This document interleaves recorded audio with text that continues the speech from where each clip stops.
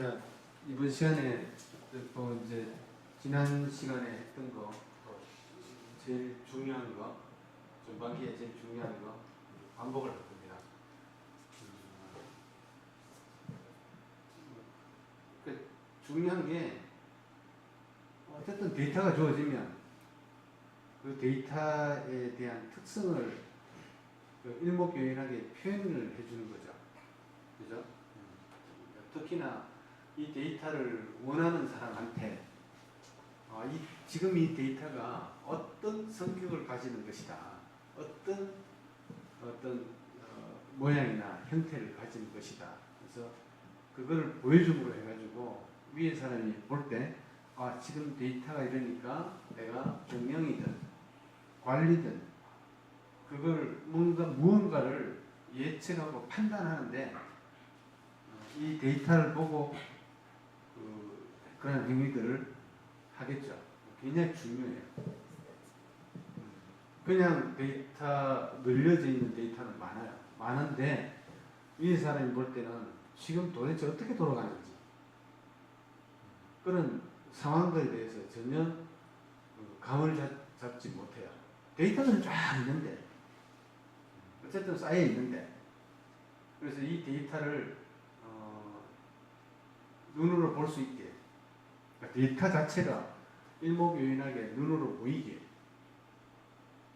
그 다음에 그걸 통해서 무언가를 판단할 수 있게 경영적인 판단이든 아니면 뭐 관리상의 판단이든 판단할 수 있게 도와주는 게 바로 여러분들의 역할이고 그 다음에 그걸 가능하게 하는 것이 바로 통계라는 거죠.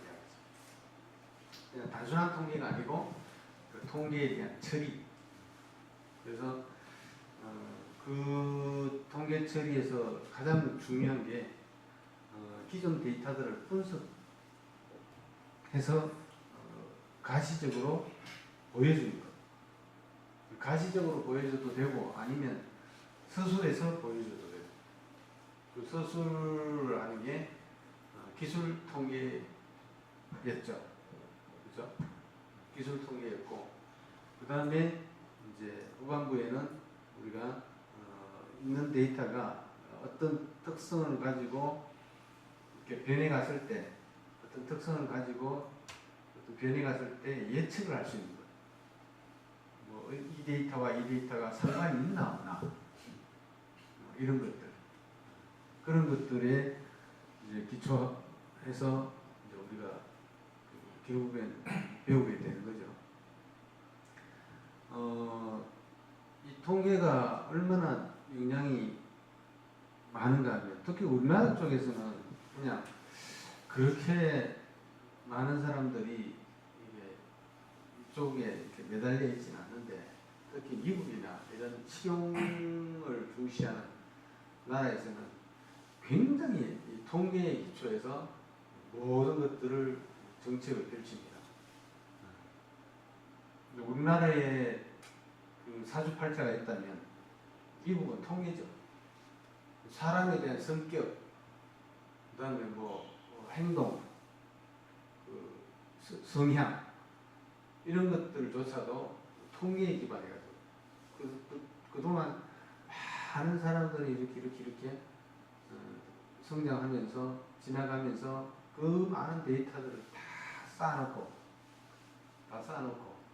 그게 사회적인 거든 병원에 관계된 것이든 전부 쌓아놓고 그것들을 통계학적으로 분석해가지고 모든 것들을 판단하고 파악하는 거죠.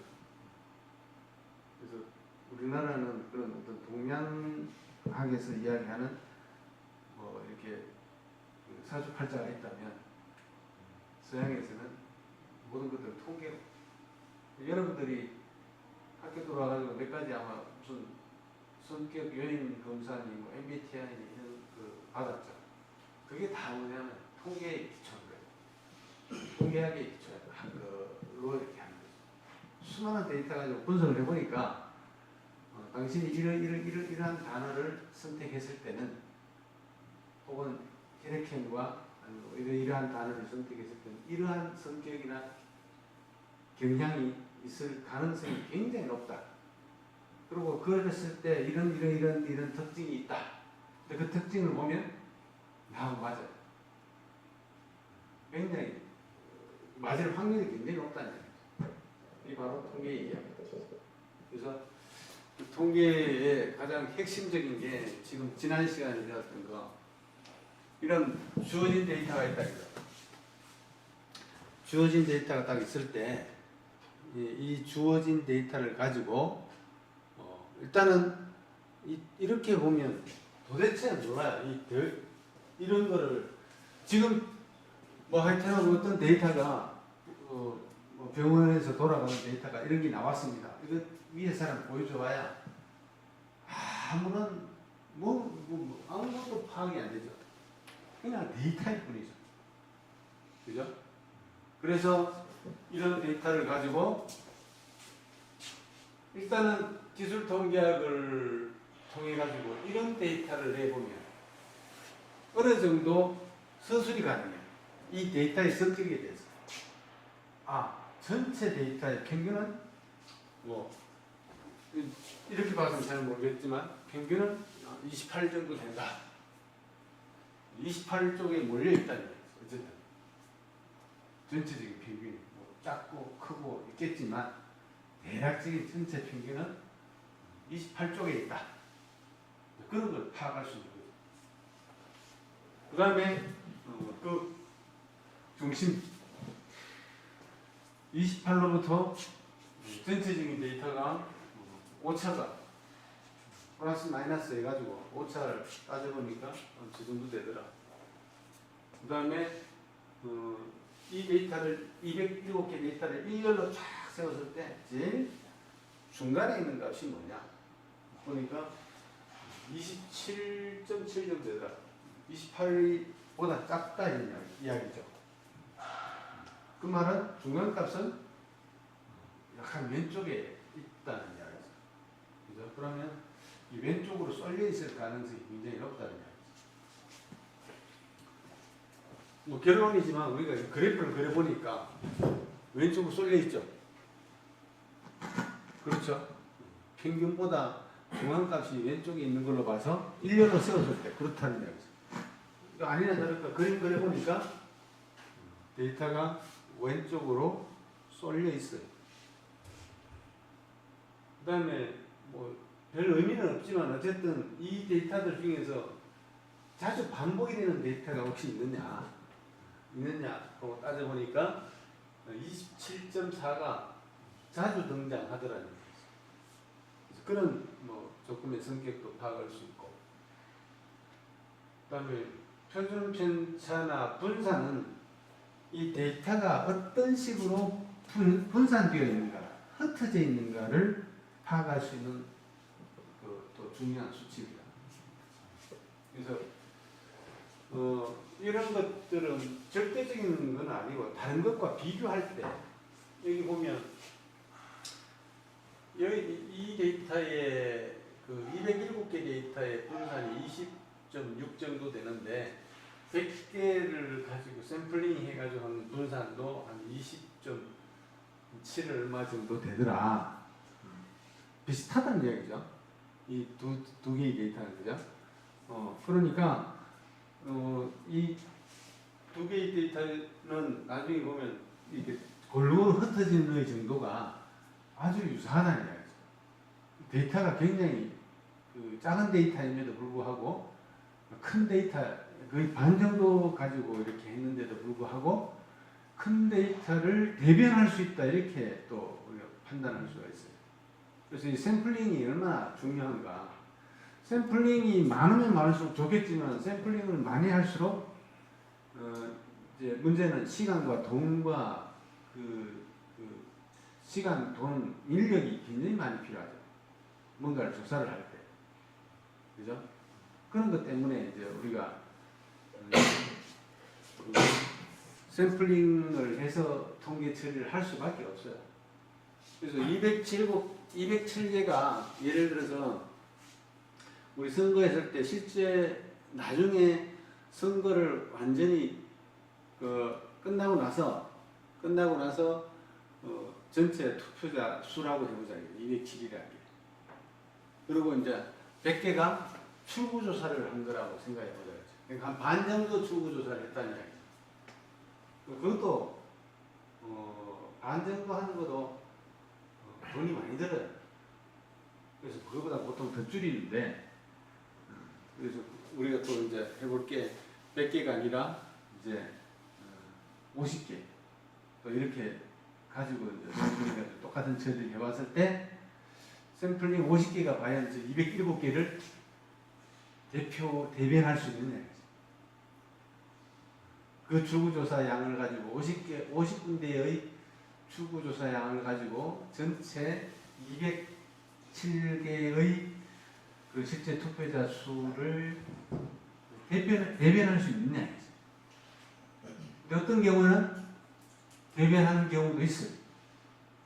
완전히 4분의 1로 샘플링 했는데도 불구하고 그 샘플링은 굉장히 잘한 거죠. 그래서 샘플링을 잘하면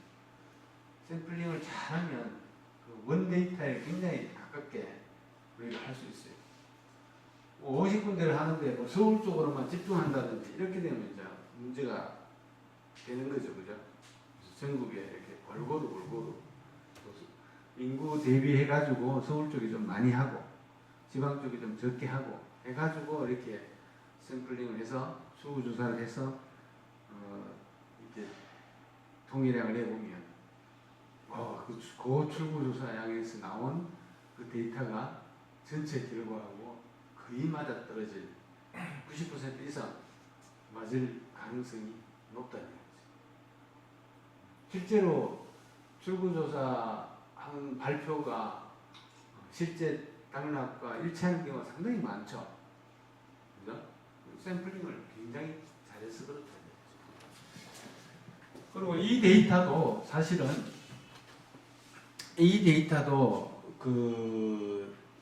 이렇게 나왔지만 이렇게 수집을 하는 데 따른 전처리 작업이 조금 필요하죠.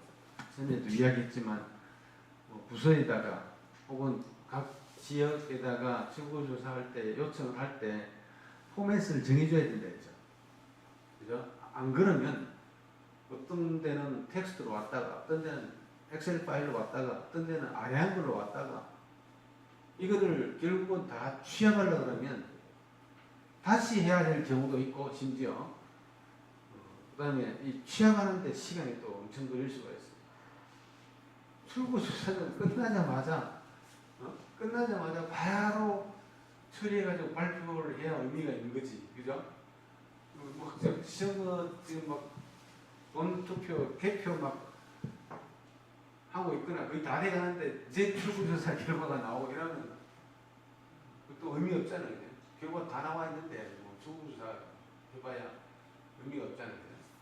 그래서 어쨌든 이러한 내가 통계 처리를 하기 전에 텍스트로 받을지 아니면 아예 전부 다 엑셀 파일로 받을지, 그죠? 아니면 앱이나 컴퓨터를 통해 가지고 그냥 입력 폼에다가 넣으면 자동으로 얘를 이쪽에 데이터베이스에 혹은 텍스트 파일에 이렇게 담기게 할 것인지, 그거는 사전에 그런 통계 처리를 할 그 생각이 있다면 그 계획부터 어떤 포맷으로 해서 어떤 절차를 통해서 받을 것이다라는 것도 생각을 사실은 해야 된다.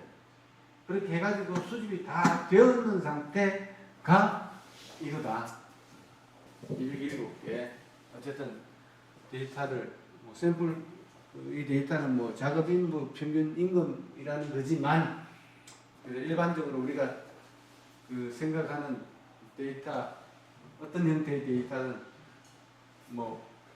1년간 각 그 병원의 부서별 내원 환자 현황이라든지, 어떤 그거는 그 상황에 따라서 이런 데이터가 모였다 했을 때 통계 처리를 하는데, 보통 통계 처리 전용 패키지들이 많이 있어요. 통계 전용 패키지들이 굉장히 비싸요. SPSS라는 것도 있고, 그 다음에 SAS, 사스라는 것도 있고, 그 다음에 뭐 R 같은 프로그래밍 언어도 있고, 그래서 많이 있지만 우리는 애석하게도 뭐 그런 패키지보다는 그냥 어디서나 구할 수 있는 이 오피스의 데이터 처리 기능, 통계 기능을 가지고 데이터 분석 기능을 가지고 이렇게 하다 보니까 일단 이 데이터를 이 엑셀로 읽어드려야 돼요. 그리고 그러니까 외부 데이터를 엑셀로 읽어드리는 방법에 대해서 이야기하는 거죠. 그리고 이제 얘를 또 한 줄로 만들어야 돼요. 한 줄로. 그래서 그 이 한 줄로 만들 때 이용했던 게 우리 샘플링 기능이죠. 그죠? 표본 추출 기능이죠. 그래서 이 많은 것들을 그냥 모든 데이터를 한 단위로 하나씩 배열해서 샘플을 추출하면 결국은 전체를 하나로 되고 한 줄로 만들 수 있죠. 그래서 어떻게 했냐면 엑셀에 뭐 이게 첫 줄에다가 읽어 드린다라고 했을 때 일단 여기 데이터 탭을 눌러보면 맨 처음에 외부 데이터 가져오기가 있죠. 여기에서 외부 데이터가 이거는 데이터베이스 액세스라는 데이터베이스로 되어 있는 경우고 웹으로 되어 있는 경우고 텍스트로 되어 있는 경우고 뭐 기타 뭐 여러 가지 이렇게 있을 수 있는데 일단 외부 데이터 우리 외부 데이터는 텍스트 데이터로 되어 있죠. 그래서 얘를 선택을 합니다.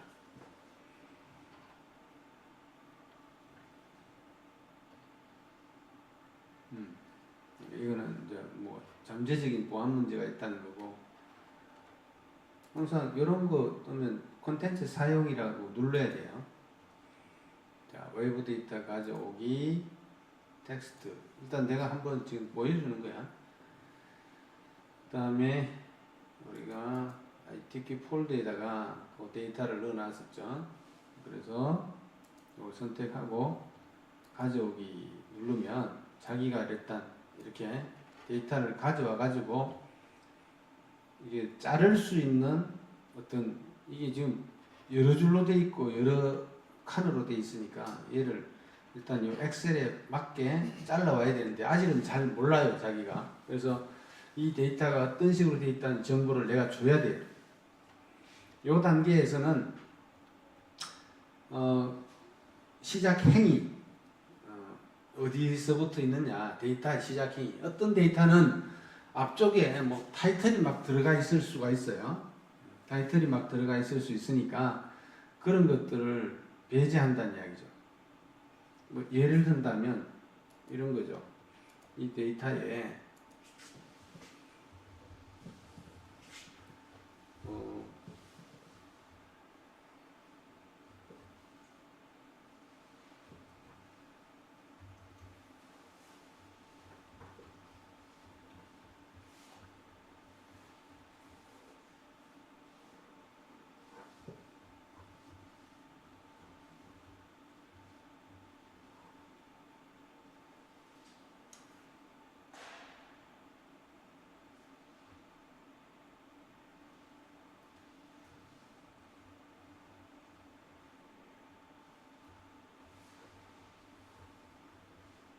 이런 식으로 앞에 그 타이틀이나 이런 것들이 들어가 있을 수 있죠.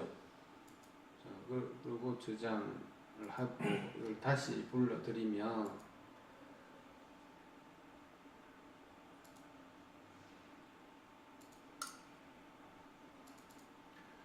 이렇게 앞에 데이터 앞에 이것까지도 같이 들어오죠. 당연히 자기는 몰라요. 이게 앞에 있는 게 데이터인지 뭐 타이틀인지 아직은 몰라요. 그래서 가르쳐 줘야 돼요. 그래서 내 데이터에 머리글이 있다. 아니면 얘를 2로 하면 돼요. 그러면 시작행위 2부터 시작한다. 아니면 1부터 시작한다고 하고 얘를 내 데이터에 머리글 표시가 되어 있다는 걸 얘를 체크를 해주면 자기가 첫 번째 이거는 데이터로 취급 안 하고 그 다음부터 순수하게 데이터로 취급합니다. 그래서 실제 데이터 안에 저렇게 내가 뭔가를 설명하기 위해서 앞에 뭔가를 적어줄 수도 있어요. 적어줄 수도 있는데 그럴 경우에는 그냥 저걸 또 지우자니 그 설명하는 내용이 있어야 되고 그래서 어쨌든 그거는 맨 첫 번째 단계에서 처리를 해줄 수 있다는 얘기죠. 다음 그 다음에 이제 각 필드의 구분선을 이제 지정을 하는데 자기가 대충 이렇게 뭐 구분적으로 이렇게 잘라놨죠. 다음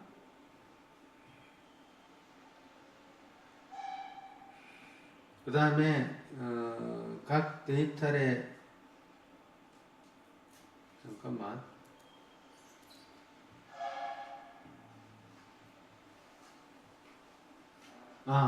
여기서 일단 위에 적어도 지금 이야기를 해줘야 돼요. 너비가 일정한 거야. 물론 지금 너비가 일정하긴 하지만 어떤 경우는 이렇게 들쑥날쑥 할 수 있죠.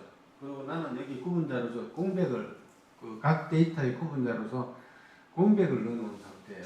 그래서 멤버릭을 요것도 표시하지만 위에서 구분 기호로 분리됨 얘도 체크를 해야 되죠. 그리고 다음 그러면 그 구분 기호가 뭐냐 이거죠. 구분 기호는 나는 공백이다. 그러니까 자기가 이렇게 알아서 쭉쭉쭉쭉 잘랐죠.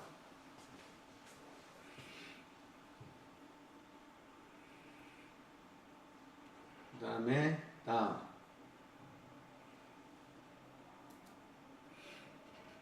그리고 이제 이 각각에 대한 데이터 타입을 이제 지정을 해라는 거죠. 데이터 타입을 지정하라는 건데 숫자일 경우는 그냥 일반으로 해서 넘어가면 돼요. 이 텍스트라든가 날짜라든가 또 뭐 다른 경우에 대해서는 이렇게 선택을 하는데 날짜 같은 경우 뭐 연월일이냐 이렇게 그 날짜 이렇게 어떤 경우는 뭐 연도가 뒤로 가는 경우도 있고 뭐 그런 경우가 있죠. 그거에 따라서 하는 것이고 일단 숫자는 일반으로 하면 돼요.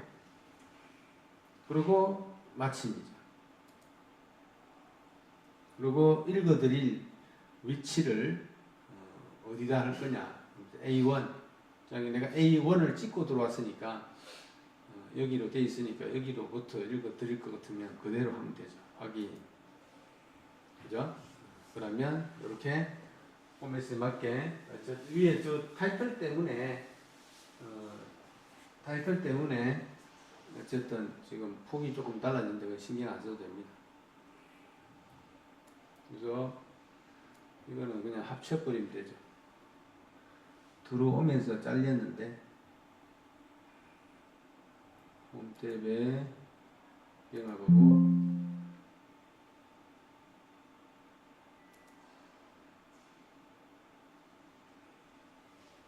데이터들은 이렇게 합쳐버리면 안 되네. 합쳐버리면 나머지는 다 그냥 첫 번째 거면 놔두고 다 그게 되니까 어쨌든 이 상태로 그 다음에 이제 얘를 한 줄로 만들어야 되는데 한 줄로 만들기 위해 가지고 우리 데이터 탭에 맨 끝에 데이터 분석 가서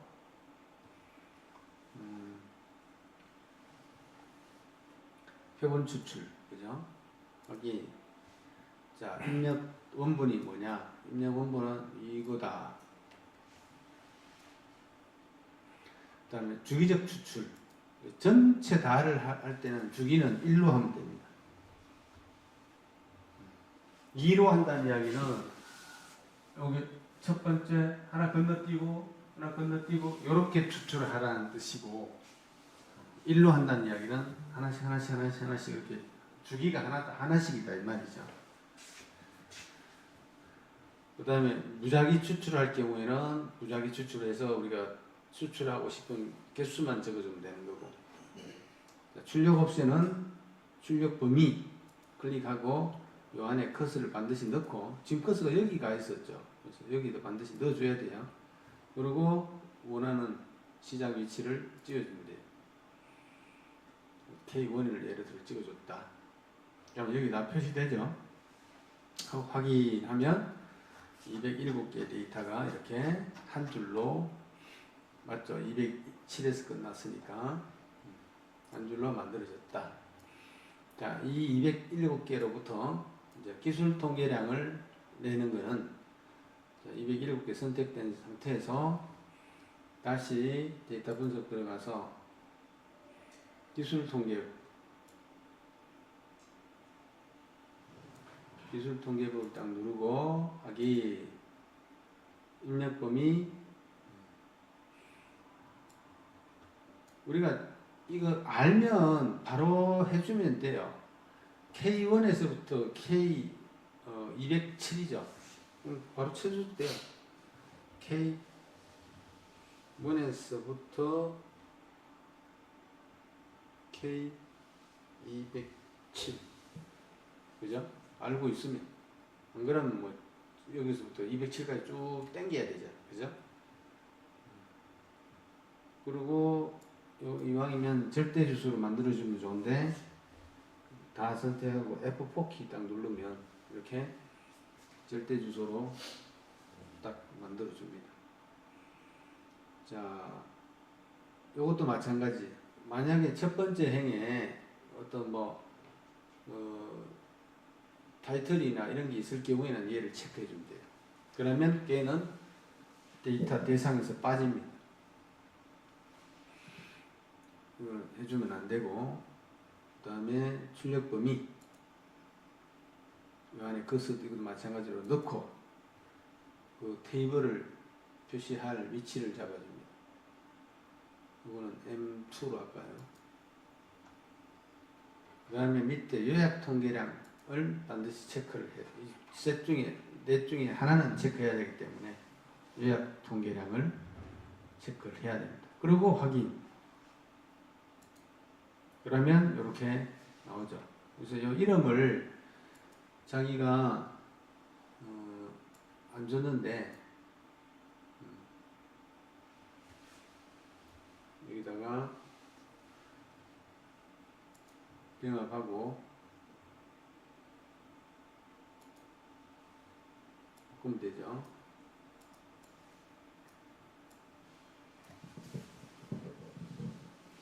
(207개)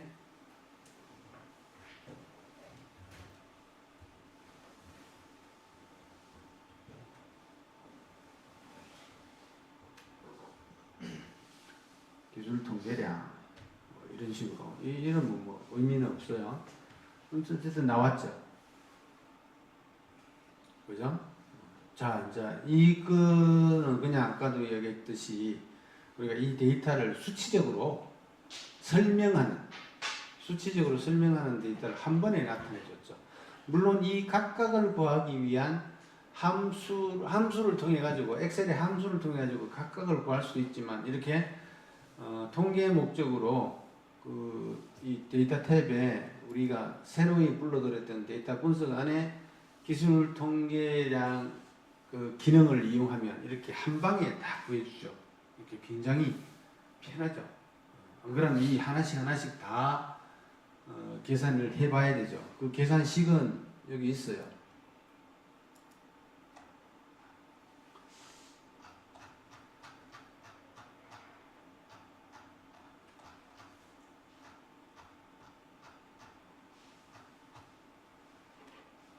실제 이 각각을 계산하는 함수는 저걸로 통해서 구하면 돼요. 근데 얼마나 편리해요. 그죠? 저거 일일이 다 함수 써가면서 다 해야 되는 거를, 그죠? 한 방에 탁 보여주니까. 그래서 이런 패키지가 좋은 거고 필요한 이유죠. 생산성이죠. 누구는 이거 하나씩 적용해가지고 일일이 계산하고 있는데, 여러분들은 한 방에 그냥 탁 이게 보여버리면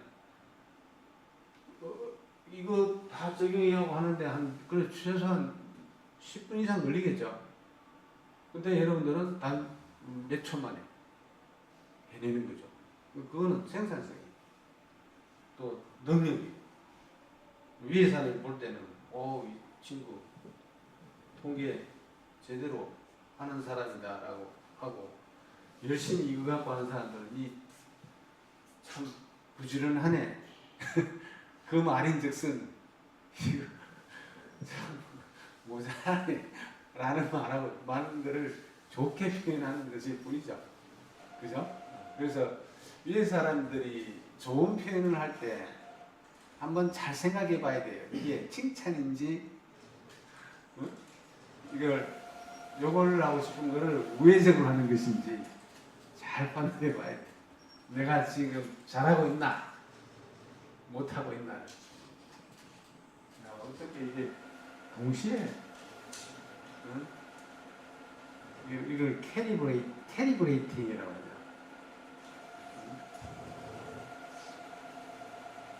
웨이 작업을 할까요? 수시로. 웨이 작업을 할까요? 이것들이. 우리가 그냥 가만히 있기에는 쓸데없는 작업 같은데, 웨이 작업을 할까요? 이걸 캐리브레이팅이라고 하는데, 토너나 잉크는 가만히 두면 굳거나 말라버려요. 그러면 노즐이 막히죠. 그죠? 그래서 그 처음에는 그런 이걸 만들었을 때 그런 일이 많았었어. 안 쓰고 그러니까 사람들이 막 쓸 때는 관계없어요. 계속 쓰고 이럴 때는 관계없는데 안 쓰고 어느 정도 방치를 해두고 쓰려다 보니까 이게 안 나오는 거야. 보니까 노즐이 막힌 거야. 그래서 이제 제품에 대한 그 불평이 막 쏟아지겠죠. 이거 너무 안 좋다. 사용도 안 했는데, 쉽게 말해서 사용도 안 했는데 왜 고장이 나? 물론 뭐 그 원리를 설명하면 이해하죠. 그건 난 잘 모르겠고. 그죠? 보통 사람은 그렇잖아요. 어쨌든 제대로 동작해야 될 거 아니야. 내가 사용도 안 했는데 왜? 안 돼. 동작을 안 돼. 그래서 불평이 떨어지죠.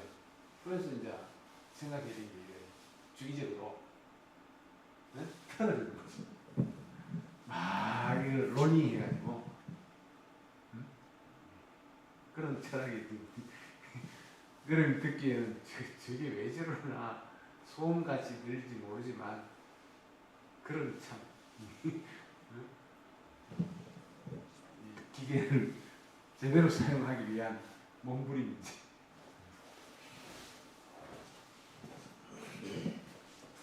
자, 그리고 이제 얘를 가지고 그러니까 특성들은 파악할 수 있어요. 평균이 얼마고, 그다음 분산이 어느 정도고, 첨도는 뾰족함의 정도라고 했죠. 그죠? 그래서 플러스 값이면 좀 더 위로 솟아 있다. 이렇게 보면 돼요. 그러니까 뭘 기준으로 위로 솟아 있느냐? 이것도 좀 상대적이긴 해요. 근데 얘가 플러스가 나올 때가 있고 마이너스가 나올 때가 있는데, 플러스가 나올 때가 있고 마이너스가 나올 때가 있는데, 플러스가 나오면 위로 많이 솟았다는 이야기. 실제 이제 얘 앞에 우리가 그래프를 그려 보니까 아직은 뭐 전이긴 하지만 그래프를 그려 보니까 많이 솟아 있죠. 중앙 쪽으로. 그죠? 뾰족하다. 그래서 첨이라는 게 뾰족할 첨자예요. 한자로 첨도, 뾰족함의 정도. 그래서 보통 우리가 정규 분포, 아주 이상적인 분포 특성을 가지는 게 중간에 적당하게 모여 있고 적당하게 솟아 있고 하는 그런 어떤 모양이 있어요. 보통 우리가 종을 엎어놓은 모양이라고 하는데 그 정도가 일반적이고, 걔를 기준으로 봤을 때 플러스면 그 표준적인 그 분포 특성보다 또 위로 솟아 있다. 이렇게 보는 거고, 그 다음에 이게 마이너스 값이 나오면 그 표준보다 처져 있다. 뭉퉁하다. 뾰족하게 올라가지 않고 약간 이렇게 밋밋하게 그래프가 그렇게 형성되어 있다. 즉 데이터들이 골고루 흩어져 있는 거죠. 옆으로 중앙에 모여 있지 않고. 그 첨도가 높다는 이야기는 데이터들이 중앙에 모여 있을 가능성이 높다는 이야기죠. 실제로 그렇죠. 이 첨도가 1.7 정도 나오니까 이게 데이터들이 이렇게 뾰족하게 있습니다. 아마 여기 마이너스가 나왔죠. 그죠? 이 그림 그려보면 아직 안 그려봤지만 그림 그려보면 약간 이거보다는 처져서 나와요. 그러니까 데이터의 특성을 그대로 보여주는 거죠. 그 다음에 외도라는 이야기는 영어로는 skewed인데 치우침의 정도. 치우침의 정도. 쉬다 할까?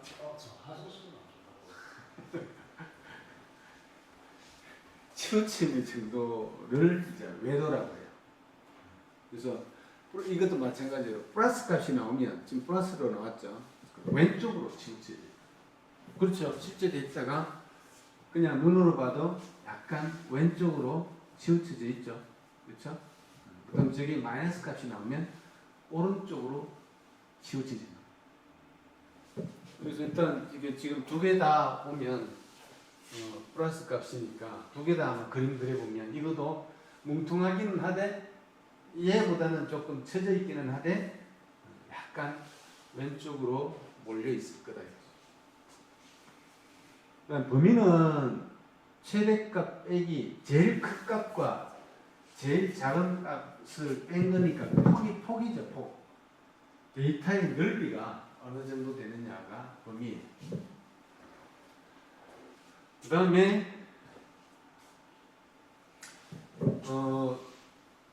최소값, 최대값은 그렇고 뭐 합은 다 더한 거고 별로 의미는 없어요. 뭐 전체 크기가 이 정도다라는 걸 나타냅니다. 이거 좀 비교할 때는 의미가 있어요. 전체 합이 58,000 정도인데 여기는 28,000 정도죠. 그러니까 거의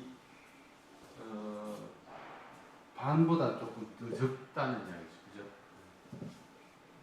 근데 그래도 반 정도로 줄였으니까 반보다 조금 더 줄였으니까 이게 반보다 조금 더 줄어들면 맞죠? 그죠? 샘플링이 잘 된 거죠. 무작위 추출은 했지만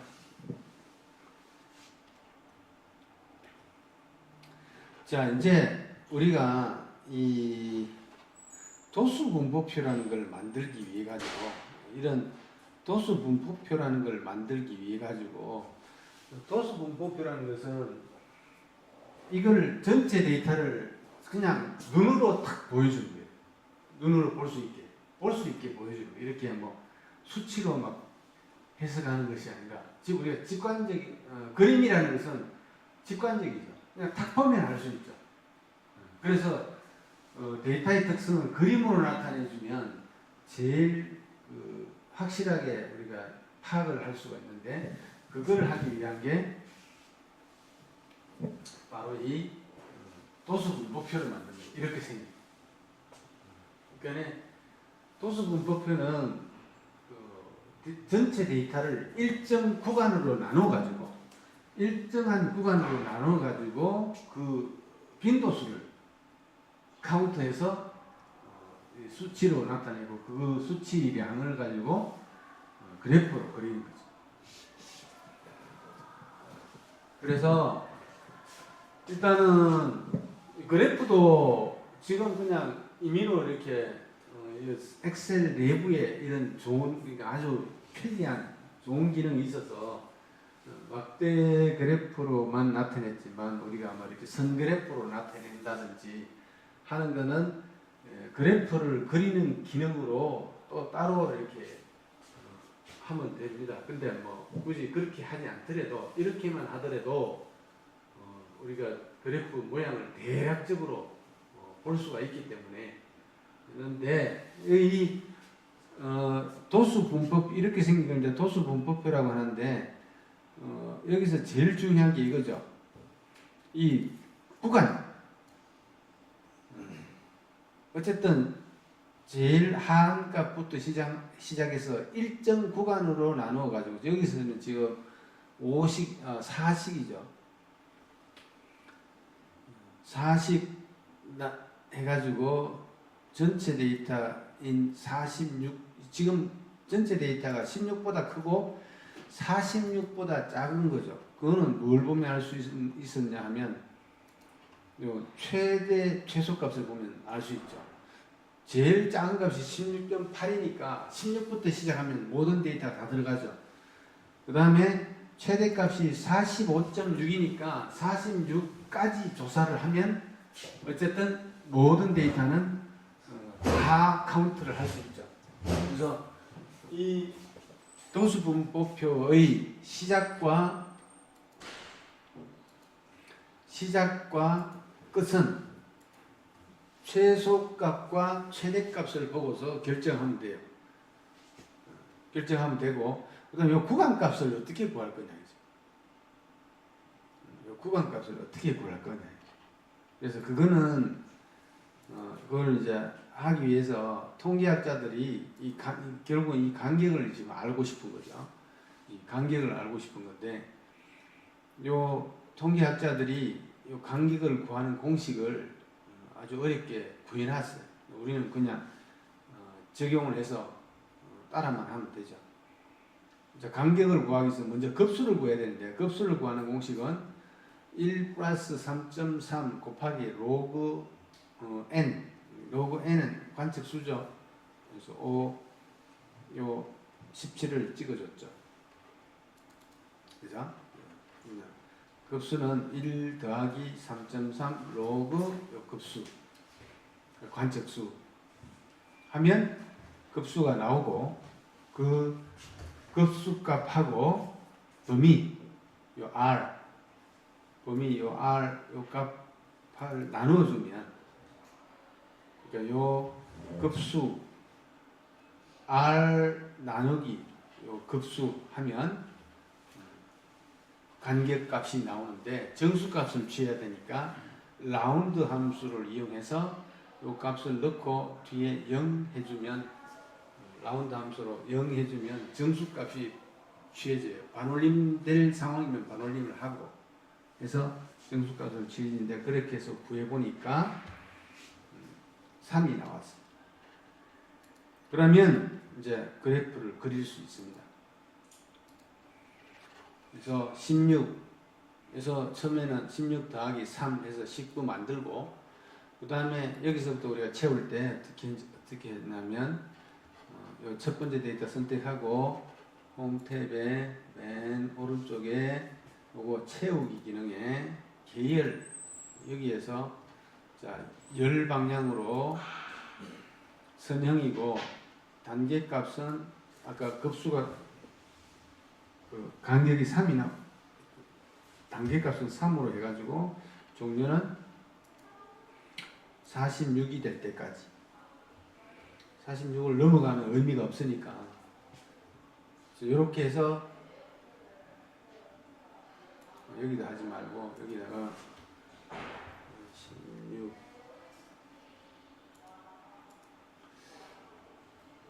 이걸 일일이 계산해서 사실은 적어야 되는데 그거를 좀 간편하게 하기 위해서 이 채우기 기능을 이용하는 거죠. 계열에서 열 방향 이게 열 방향이고 이쪽이 오른쪽으로 쭉 채우는 게 행 방향이니까 그쪽으로 하면 안 되죠.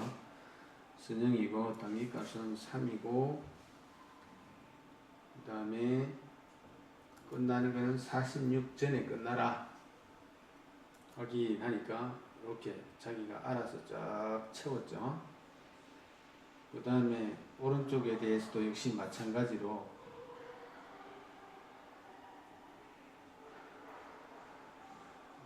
여기다가 해볼까요? 19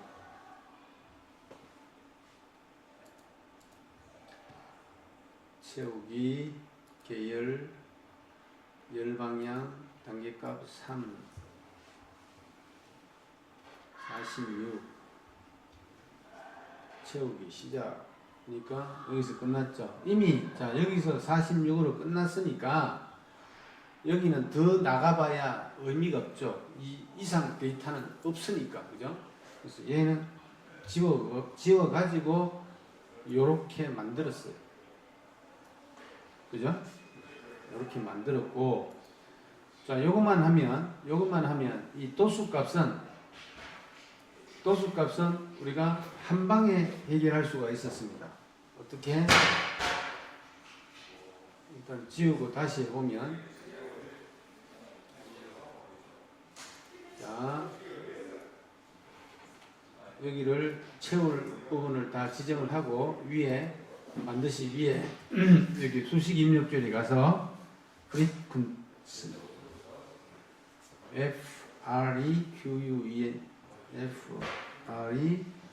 frequency, 그죠? 하고, 두 개만 잘 주면 돼요. 데이터 어레이. 자, 데이터는 어딨냐? 원 데이터에 207개.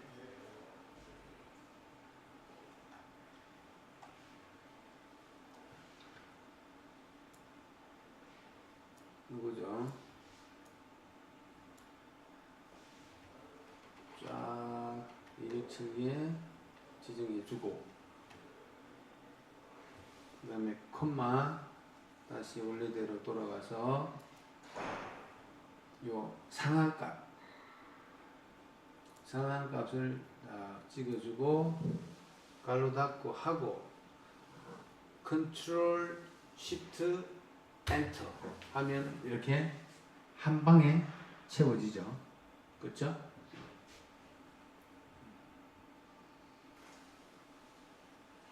그 다음에 상대 도수는 별 의미 없어요. 이렇게 일단 전체 합계를 구해놓고 상대 도수는 이게 이 4가 이 207에 몇 %냐는 거니까 그냥 나누어주면 되죠. 그죠? 요거 나누기 합. 그 다음에 얘를 쭉 복사를 할 테니까 이 207은 변하면 안 되죠. 그래서 207에 해당하는 2의 13은 절대주소. 입력하다가 F4 키만 누르면 바꿔줘요. 그리고 엔터 치고 그 백분율로 요거 눌러가지고 백분율로 바꿔주면 2%라고 나올 거예요. 그리고 오른쪽 모서리 가서 쫙 당기면 그냥 해결되죠. 계급값은 그냥 이 두 개의 구간 계급을 대표하는 값이니까 이 두 개를 더해가지고 나누기 2 하면 돼요. 그러면 중간값이죠. 17.5, 16과 19 사이의 값. 그래서 쭉 복사하면 여기 만들어지죠.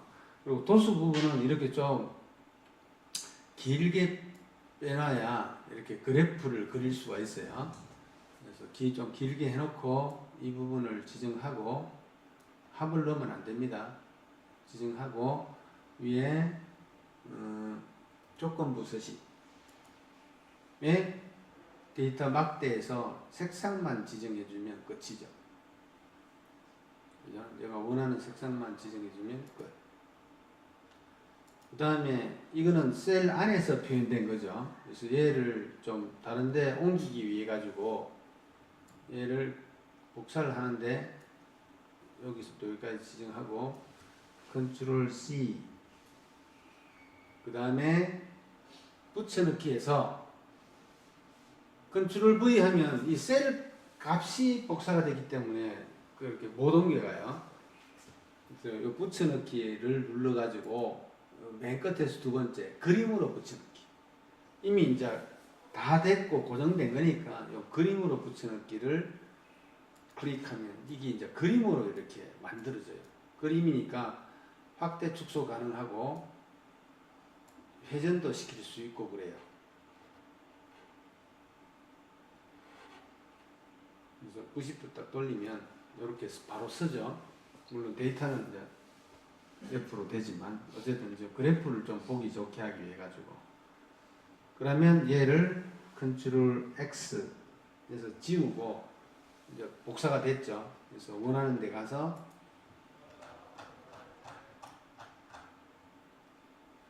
컨트롤 V 하면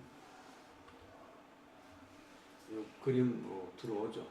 그래서 적당하게 크기를 줄이든지 늘리든지 해가지고 이렇게 해놓고 우리가 이 기술 통계에서 했던 이 데이터의 특성들과 이 그래프를 맞춰보면 맞아요.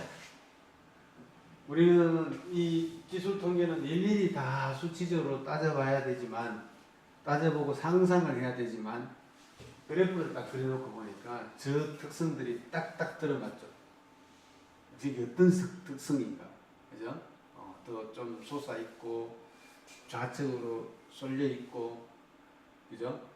대략 뭐 분산이 이 정도 수치로 돼 있고, 그죠?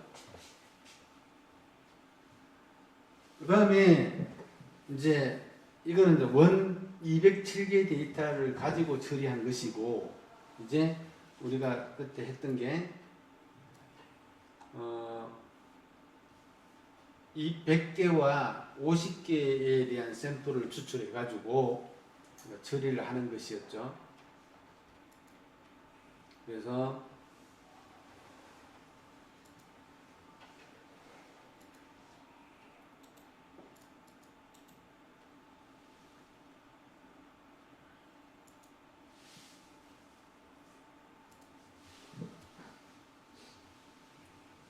이렇게 처리하는 게 이제 한 사이클이라고 치면, 딱 한 사이클이라고 치면,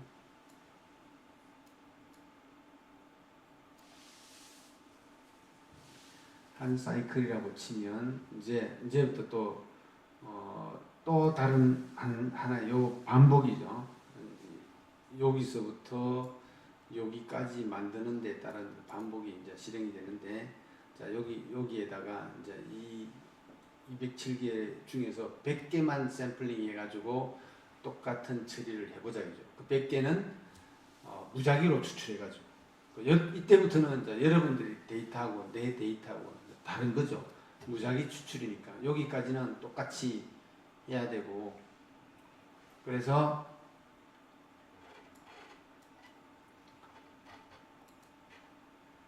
요 급수하고 간격 구하는 거는 복사를 해가지고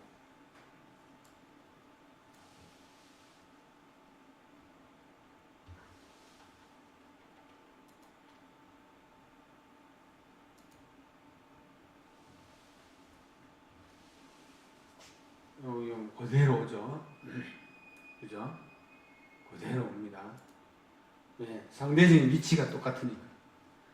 이게 이제 한 칸이 달라지면 다른데, 딱 한 칸 바로 띄워가지고 복사를 딱 하면, 그러니까 요 위치만 맞추면, 그렇죠? 요 테이블, 요 표보다 한 칸 떨어져 있고, 왼쪽에 딱 맞췄으니까, 요걸 왼쪽에 딱 맞춰서 복사를 하니까, 그대로 오죠. 지가 알아서 변해가지고, 그죠? 1 더하기 3.3 로그 아까 n 요 207이 있던 자리였는데 지가 알아서 n의 16, m의 16에서 n의 16으로 알아서 바뀌었죠. 그 다음 밑에 것도 마찬가지로 알아서 바뀌었습니다. 잘 바뀌었어요. 그죠? 범위하고 급수, 범위를 급수로 나눠가지고 라운드 씌웠죠. 요거는 그대로 한 번만 잘 해놓으면 복사만 짝짝 하면 딱딱 맞아 떨어져요.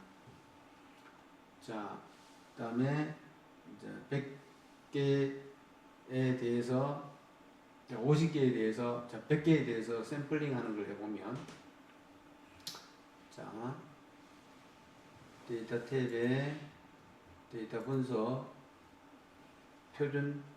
표본 추출, 확인, 어디 거, 이거를 사용해도 되긴 돼요. 그렇게 하지 말고, 우리 100개 추출해 놓은 거. 이것도 마찬가지로 우리가 K에 1에서부터 K에 207이라는 거 알고 있죠? 직접 타이핑 해도 되고 아니면 그냥 207일 정도니까 끌고 이게 쉽지 않아요. 그 다음에 주기는 이제 1이 아니고 무작위 추출이죠. 몇 개? 100개. 그 다음에 출력 범위는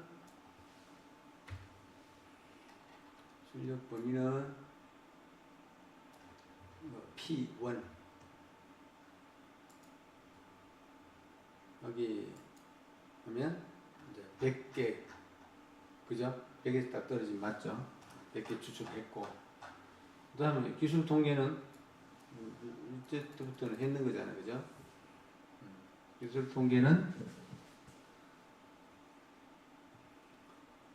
다시 데이터 분석 기술 통계법 확인. 자, 데이터 범위는 이쪽 100개가 저 207개가 아니고 요 100개죠. 그래서 이거 딱 찍어주면 되고 그 다음에 데이터 열방량하고 있는 거 맞고 이것도 마찬가지로 뭐 그런 거고 출력 범위 틀리죠. 앞에서 설정했던 값을 그대로 가지고 있는 거예요. 그래서 R2에다가 요약 통계랑 체크되어 있고 됐죠. 나머지는 그대로 쓰면 돼요. 왔죠? 이것도 마찬가지. 아니면 뭐 여기서 바로 그냥 타이핑 해도 돼요. 100개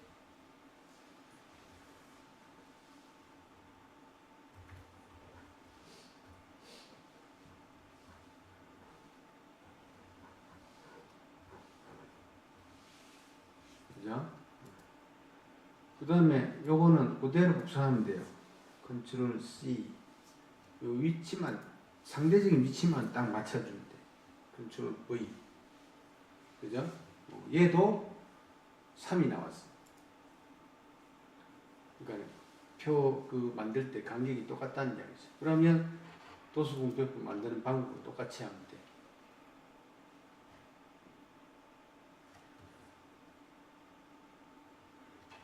얘는 시작을 얼마로 해야 되냐면 최소값이 16.8이니까 얘도 시작기 16이고 최대값이 42.7이죠. 43으로 끝나면 돼요. 43, 더 이상 가봐야 뒤에 데이터 없기 때문에 의미가 없어요. 그죠? 뒤에는 어차피 0 나올 테니까 카운팅 하더라도 없는 데이터니까. 그죠? 그래서 얘는 43에서 어쨌든 끝나도록 해서 이 표를 만들면 돼요. 그러면 여기가 43에서 끝나니까 여기서 끝나겠네. 그지? 그지? 이런 것들도 할 때 하나 더 만들어 가지고 도수 분포표 100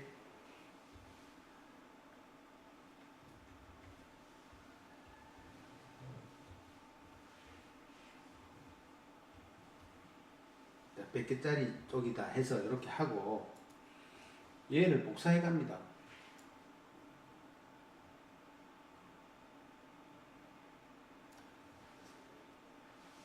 컨트롤 C 이 자리 닦아서 컨트롤 V. 자, 대신에 얘를 좀 고쳐야 돼요. 자, 이쪽은 이렇게 폭을 줄이고 아니면 복사를 한 번 더 합니다. 여기다 대놓고 오른쪽 마우스 버튼 폭을 복사하면 돼요. 선택하여 붙여넣기에 요 폭.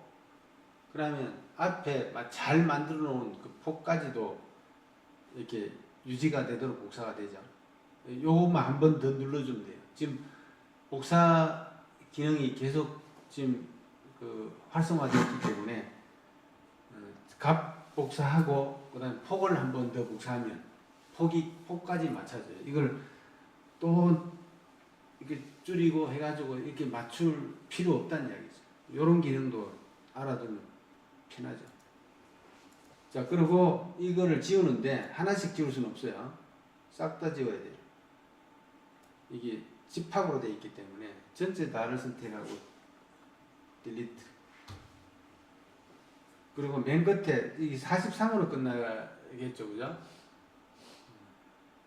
그렇지 않은 경우 3이 아닌 경우에는 3이 아닌 게 나온 경우는 다시 계산해야 돼요. 그 채우기 기능 있잖아요. 그걸로 다시 해야 돼요. 지금 난 요행이 그 보기 3이 나와서 앞에 표를 만들어 놓은 표를 그대로 이용하는 거죠. 그죠? 자, 이렇게 하고 43으로 끝나니까 이게 필요 없죠. 얘를 지워버리고 이것도 필요 없으니까 지워버리고 요 앞에와 똑같이 만든 다음에 요거 병합시켜 가지고 합계라고 좀 되죠.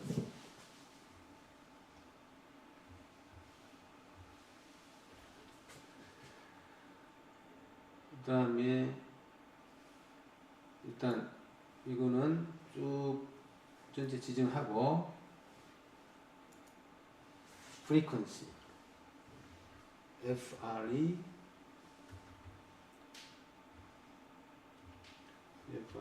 QUENCY. 자, 데이터 어레이 앞에 데이터 시트로 가서 요 100개 추출해 놓은 거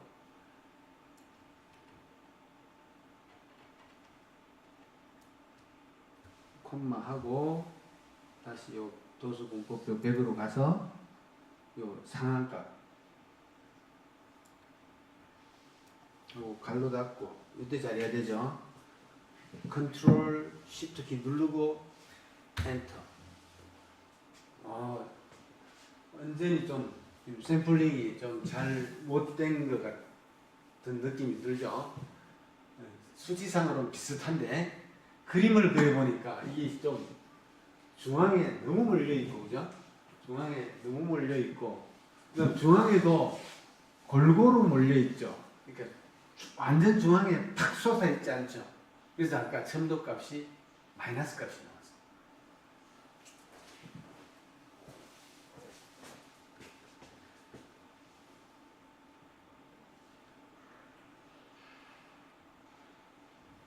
그 다음에 합계까지 때려주면, 그죠? 여기 틀렸네. 이 밑에 걸로, 아까 하나 줄이면서 밑에 걸로 됐으니까 여기 13이 아니라 12가 되겠죠.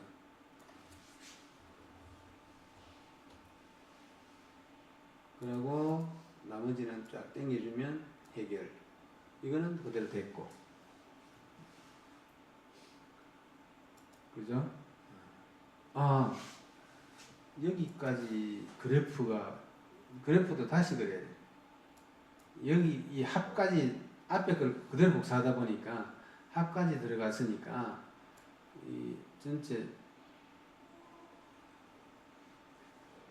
이거는 수정만 하면 돼요. 어떻게 수정하느냐면 홈 탭에 아까 조건부 서식 들어가서 뷰티 관리로 들어가요. 그럼 이게 돼 있죠. 자, 여기서 편집합니다.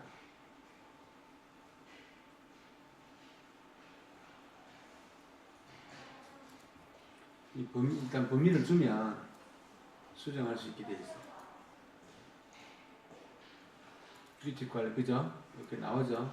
그러면 여기 잘못됐으니까 12가 아니라 11이 돼야 되죠. 범위가 11이 딱 되면 돼요. 확인. 그죠? 그러면 얘가 빠지면서 제대로 됐죠. 이렇게. 복사하는 방법은 요거 컨트롤 C. 그 다음에 붙여넣기에서 그림으로 붙여넣기. 끝에서 두 번째. 그림으로 됐으니까 방향도 틀어가지고 컨트롤 X. 원래 자리 와서 여기에 붙여넣기. 컨트롤 V. 그러면 이제 딱 또 비교해 보면 되겠죠.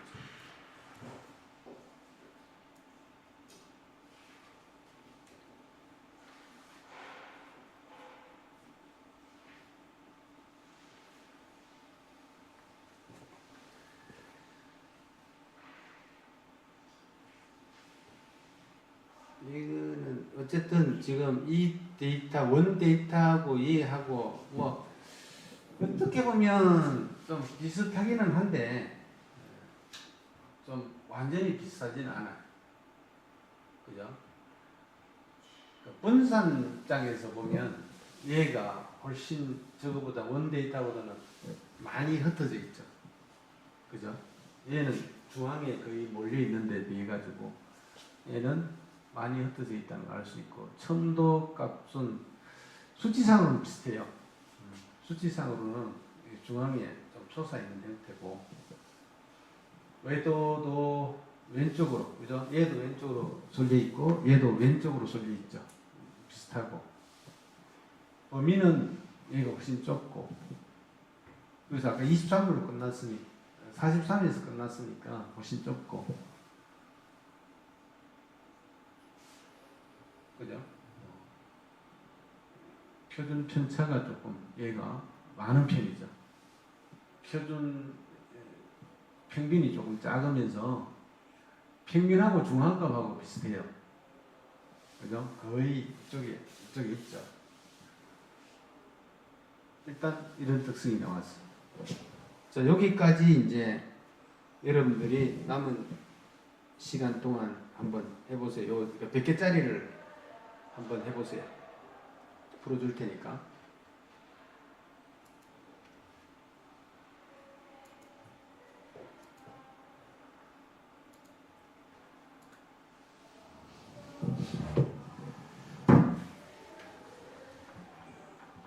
지금 했던 이 과정을 그대로 해가지고 요 100개짜리에 대해서 여기까지 만들어 보세요.